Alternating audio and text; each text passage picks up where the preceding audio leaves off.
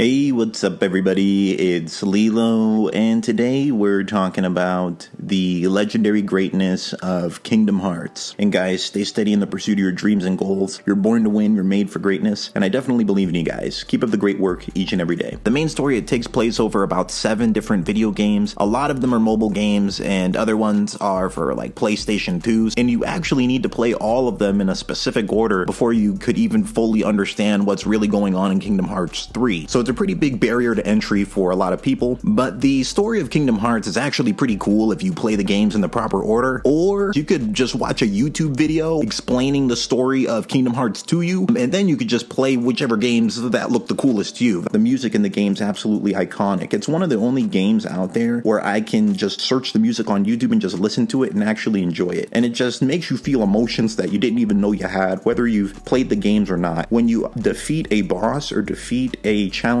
enemy that's required for you to defeat before you can progress in the story, the last attack you do that finishes the enemy off, the camera focuses on you and then plays the finishing attack in slow motion. It's one of the many things that just adds to the overall sauce levels of the Kingdom Hearts series. The sauce levels for this entire series are just ridiculously off the charts. But in all fairness, pretty much the more Donald and Goofy speak, the lower the sauce levels go in the Kingdom Hearts series, but it's completely okay because there's so much sauce to go around that it still levels out to being quite a large helping of sauce. So for everybody who loves the sauce, Kingdom Hearts has plenty of it for you. I honestly don't know another video game that's done that, so it's a really cool thing that Kingdom Hearts has just been doing for over 20 years. Furthermore, the combat system itself is absolutely beautiful and very unique. And Sora, his weapon that he uses is a Keyblade. It's a giant key that also is a blade, and as you progress through the game, you get different types of Keyblades with different abilities. You can see Sora, he grows older as the games progress, and his combos become like more powerful, more flashy. He starts doing like front flips through the air, all this crazy stuff. For people who've been playing Kingdom Hearts for a long time, it's really satisfying to see Sora become a more powerful Keyblade wielder. It's just really beautiful the way that you can chain so many combos together, how you can pan the camera around, how the blocking looks, how the counters look. With Kingdom Hearts 3, that's one of the most satisfying video games to watch no-hit runs of, just because the gameplay just looks so satisfying and beautiful. Kingdom Hearts has an incredible modding community where they really just take advantage of this really elaborate combat system with all these crazy combos and then just go absolutely wild with it. I've seen some mods where they just completely create their own moveset system. I have no idea how they actually do that. There's some really beautiful looking mods for Kingdom Hearts that if you search them on YouTube, they only have a few thousand views, which is a shame because they're just like hidden gems that just look incredible. That could actually be a good way to introduce you to it so you can see like how cool the combat gets and why it's worth it to actually get good at the game so that you can enjoy satisfying things like that. Sora, as you play through the games, he kind of becomes like a Warrior of Light. Warrior of Light is actually another Final Fantasy character from Final Fantasy 1, but Sora kind of embodies that too, and he uses light in a lot of his attacks, and he's used to represent light a lot of times throughout the games. It's an interesting theme because you're fighting these enemies called Heartless, and a lot of them are just completely dark in nature. So Sora being this like Warrior of Light fighting these enemies of darkness is a pretty cool theme to put in a video game. In Final Fantasy games, they typically only put one universe per Final Fantasy game. For example, Final Fantasy VII has Cloud in it, and Squall is in Final Fantasy VI.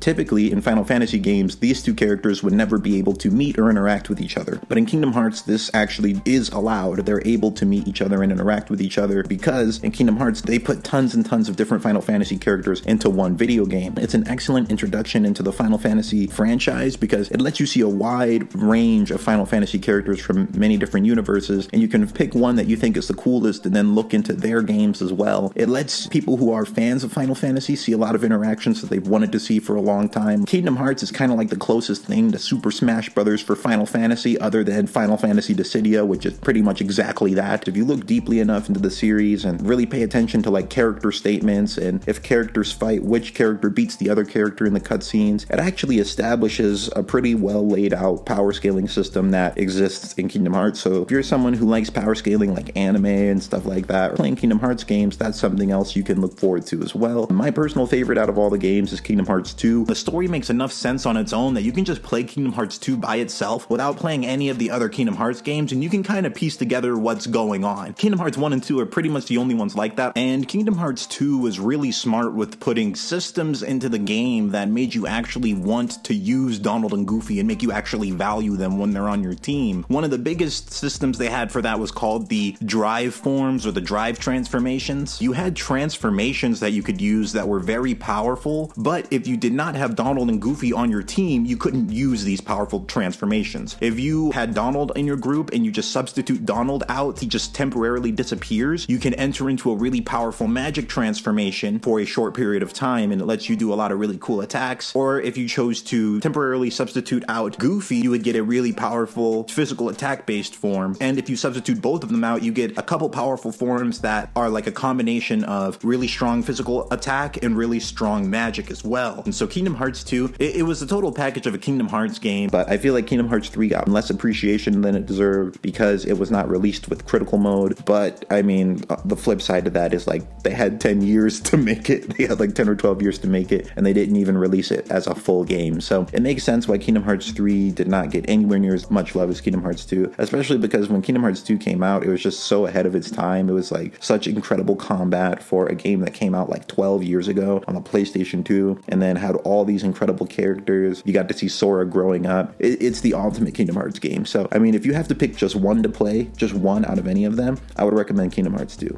But yeah, that's my stance on it, guys. Let me know what you think about Kingdom Hearts in the comments. Let me know which Kingdom Hearts game is your favorite and why it's your favorite. Yeah, let me know what you think about the entire Kingdom Hearts franchise as a whole. Do you feel like Kingdom Hearts 3 was underrated and not really treated right? Or yeah, let me know in the comments, and let me know what you guys would like me to talk about next. Thank you guys for watching, and you have a great rest of your day.